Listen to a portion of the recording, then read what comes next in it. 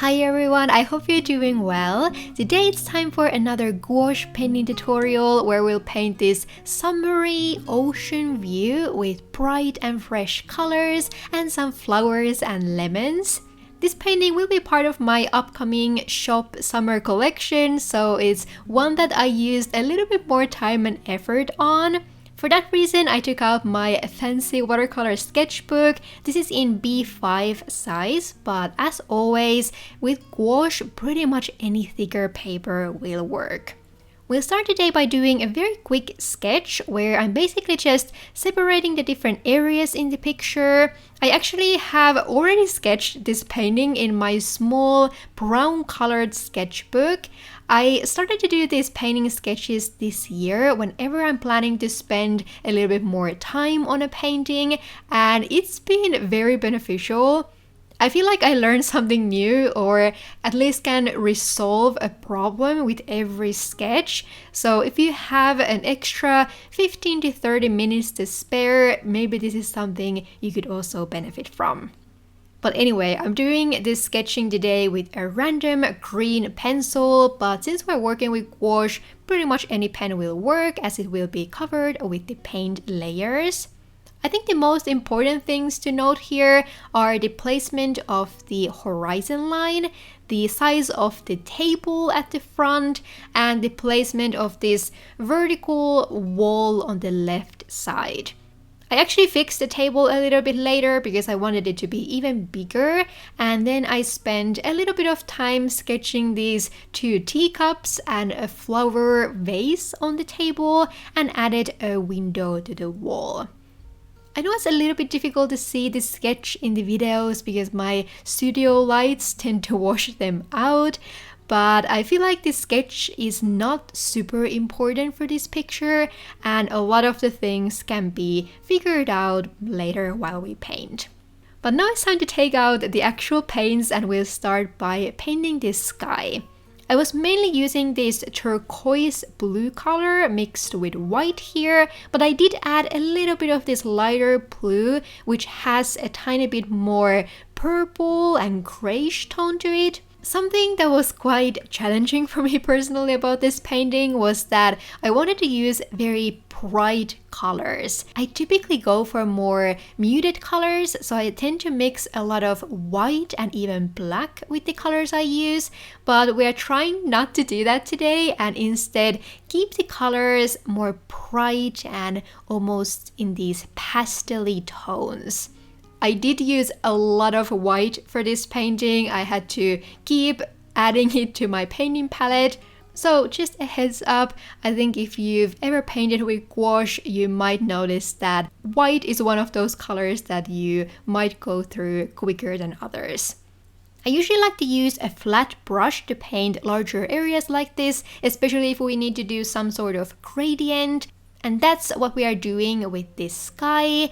I wanted the top part to be the darkest, and then we are slowly lightening the colors by mixing more white when we get closer to the horizon.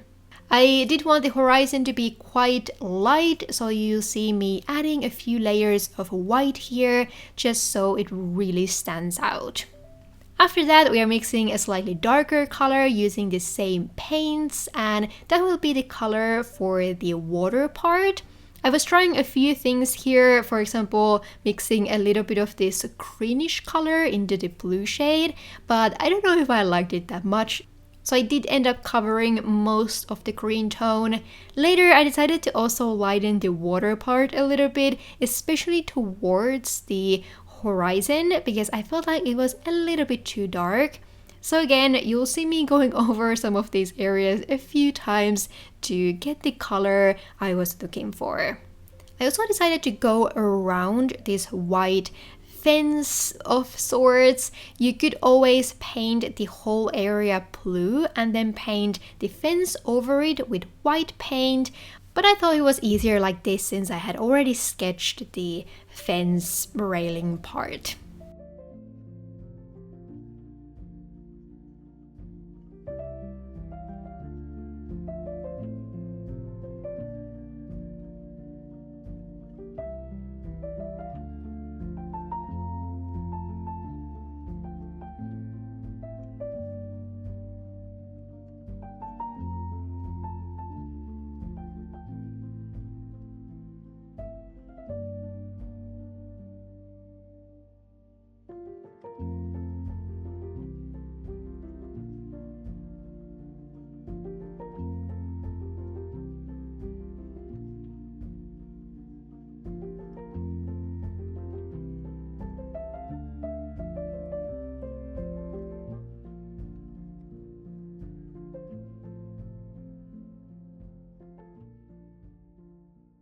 But now we have the sky and water done, and it's time to move on to the rest of the painting. This is also when I'm adding a few more colors to my palette. All the details of the colors I'm using and the other tools in this video are listed and linked in the description, so if I forget to mention something, you can find everything from there. I feel like this painting will look a little bit weird for a while here when we're just adding some basic color layers here and there. So everything looks a little bit off since there are no shadows or other details in place, but we'll move on to those little by little. Something I've realized now that I have the brown colored sketchbook is how much easier it actually is to paint against a colored surface. I often feel like painting against white can easily throw you off, especially in these first steps, because the light areas are not gonna look light against this straight white background. So I guess I should start doing those background washes that you might see a lot of painters doing on social media. But since I didn't do that, I was just trying to ignore the weirdness here and trust that these colors will eventually look much lighter in relation to the other colors. I added a little bit of this peachy orange color to the crown and then a little bit of blue to the table. And when we progress in this painting, we'll keep trying to use some warm and cool colors against each other to create a little bit of variance. However, I am also going to repaint especially these areas a few times, so you'll see later that I was really struggling with some of these details and especially the shadows in this picture, but let's talk about that more when we get there.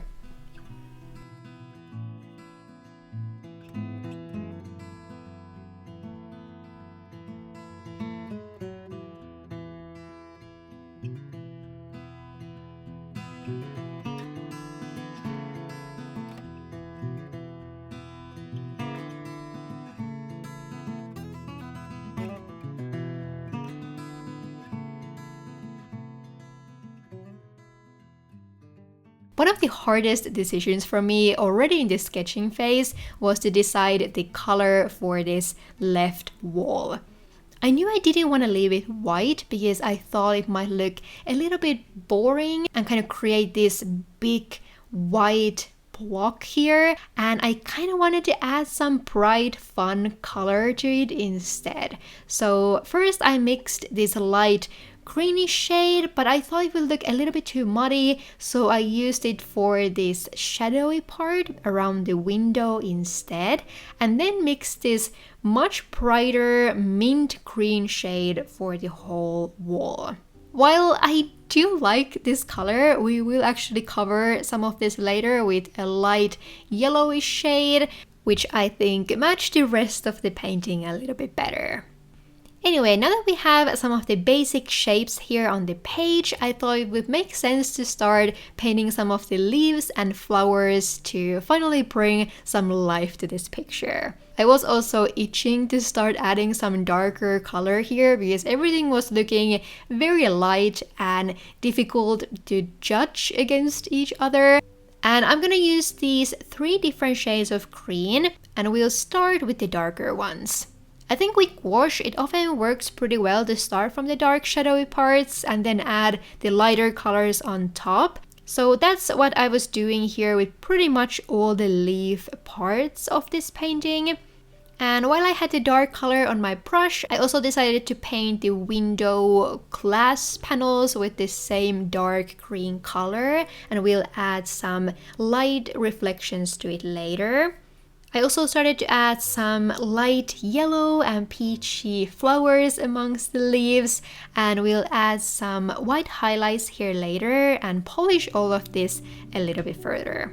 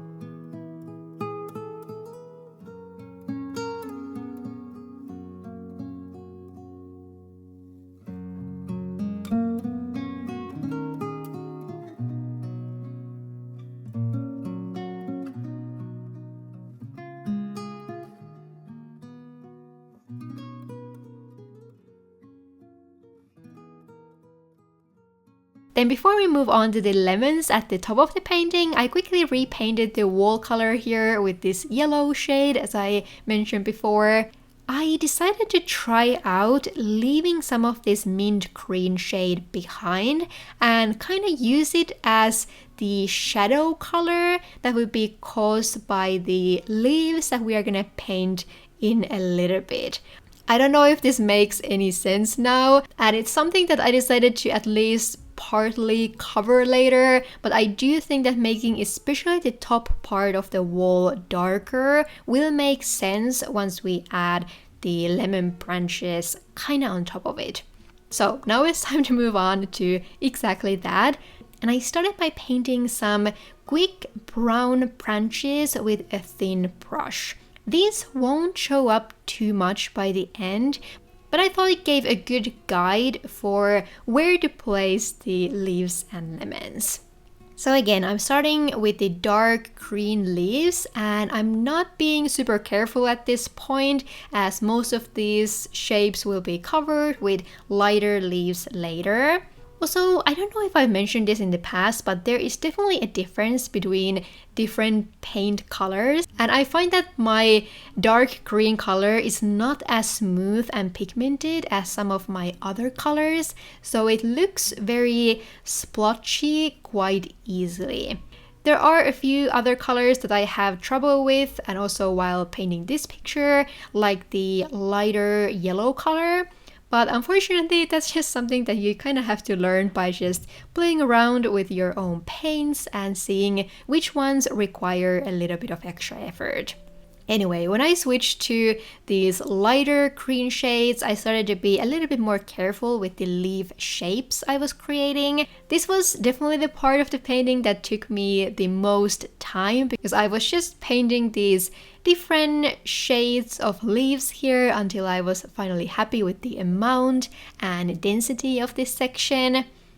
I think this lemon part was actually the most enjoyable and kind of the most intuitive part for me about this painting, which surprised me a little bit. To be completely honest, this painting as a whole caused me so much trouble. My goal was to try out more of a minimalist style where the main emphasis is on these colors and these very clean shapes, but this made me so incredibly stressed throughout this whole painting because I felt like every color and little detail mattered so much, and it definitely caused me to overthink every decision. On top of that, I often can't really paint in a very natural position while I film these videos, so especially creating straight lines can sometimes be a little bit tricky. So yeah, all of this is just to say that there were quite a few parts of this painting process that I didn't necessarily enjoy, and I figured that this kind of minimalist style is probably not for me. I would maybe describe myself more as a messy painter, and I often enjoy the process much more when there is a lot going on and small details kind of fade away to the general chaos. But I still think that it's a really good idea to try different styles because you never know what kinds of paintings you like before you try them out.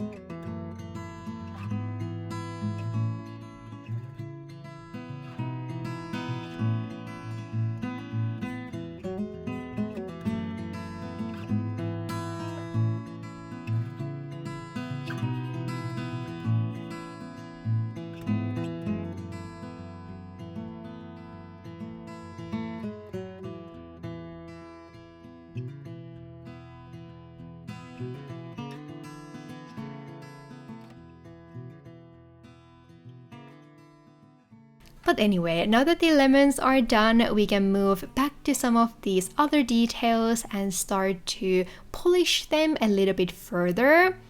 So after adding some white highlights to the flowers and the table, I actually decided to cover the floor because I wanted to repaint the table legs. I didn't really like how straight and in the center they were, but it was a little bit difficult to get this light peachy color to stay opaque enough to cover the dark grayish lines. So we'll deal with this area a little bit later once it's dry.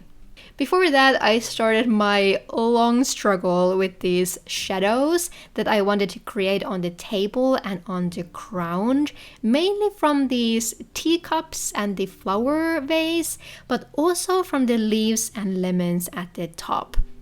When I was looking through a lot of picture inspiration for these kinds of paintings, I was always very drawn to these shadows and how they made the images look more alive.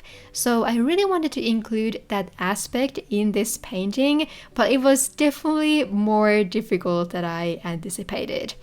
So it took me quite a while to find a color that was not too light and not too dark, and also to create these undefined shapes while still keeping some highlights in between. I also tried to add a shadow from the table to the crown, which I didn't really like and we are gonna cover later. And I was also trying to create some leaf-shaped shadows on the crown, which I also didn't really like.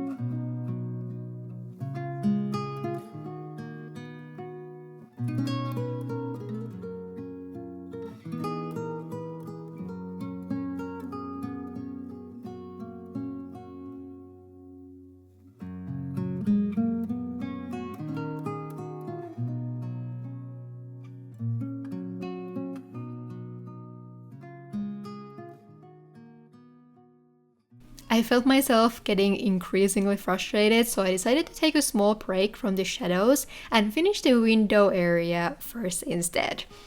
So here I wanted to add one more flower pot where we're actually gonna add a little bit of pink, because I felt like there needed to be something in this picture to break all of this blue and yellowness. I also added some reflections to the window, so I kind of blended out these light colors first and then added some sharper blue details on top. I think it looks okay, maybe not the most realistic window reflection, but I think it does the job. Then I added some color to the window frame just to cover the white paper underneath.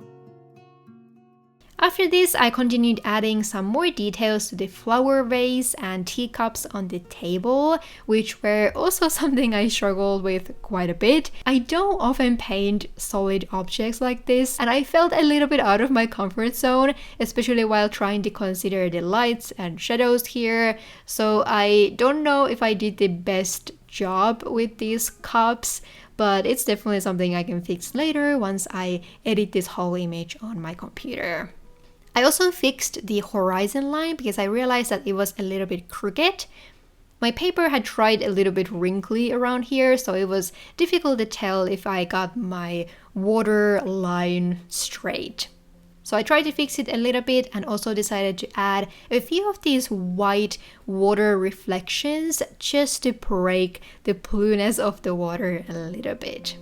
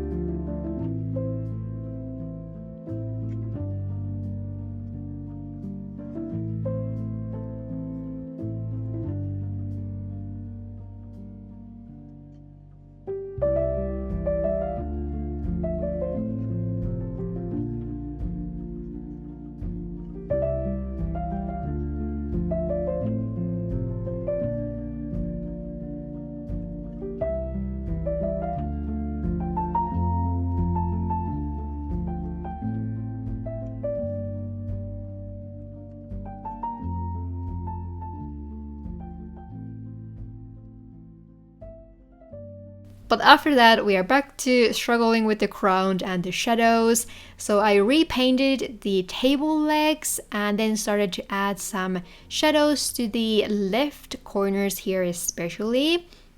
I spent so much time on this step alone, and this part started to be very thick with paint from all the times I had repainted it, so it was quite difficult to blend anything anymore because doing that kept lifting the other colors underneath, and yeah, it was just not the most enjoyable experience. I definitely felt like throwing my brush and the sketchbook out of the window a few times because I just couldn't meet my vision I had for these shadows, which in my mind were supposed to be one of the most important aspects of this picture. So at some point, I actually decided to just put down my brush and leave it like this. I even went so far as to film the outro to my video, but then the next morning when I sat down to edit this video, I was looking at this picture and still didn't like the shadows at all. So the next morning I decided to just completely cover these now that the areas had fully dried and it was a little bit easier to go over it with a fresh layer of paint. And then another thing I also realized was that I painted the shadow of this white fence thing, but not for the flowers behind it. So I added some shadows for this, and then I'm gonna attempt adding some of the final shadows to this image digitally when I can actually try out different things for as long as it takes to find a style that I'm happy with. I do feel like I'm cheating a little bit, but at the end of the day, I do really care about the end result more than how I got there, since this is gonna be a picture for my shop collection, so I just want it to be the best version I can possibly create.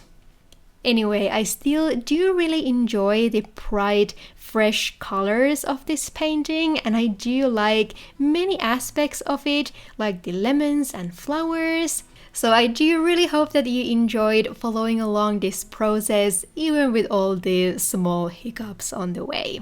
So yeah, I think that's all for today. If you like this video and would like to stay tuned for more painting and journaling, please consider subscribing. Thank you so much for watching. I hope you're having a lovely day or night wherever you are, and I'll see you in my next one. Bye bye!